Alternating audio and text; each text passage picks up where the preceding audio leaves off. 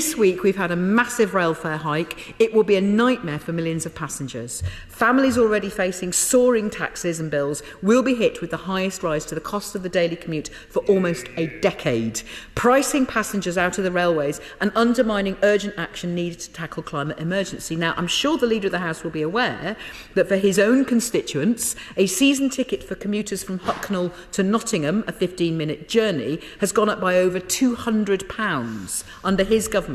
So could we have a statement from the Transport Secretary on why rail fares are surging, forcing people up and down this country to pay the price for decisions in Downing Street? She mentions the rising cost of rail tickets, and even in my own constituency, my constituents are facing that. But she must also recognise, under a Labour government, the investment in some of that infrastructure was sadly lacking.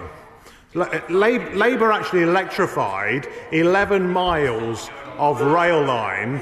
This government is performing much better than that. We're investing in our rail infrastructure, and in comparison, the Labour government did not perform very well. We're still reaping the rewards of that lack of investment from that Labour government, even 10 years later on.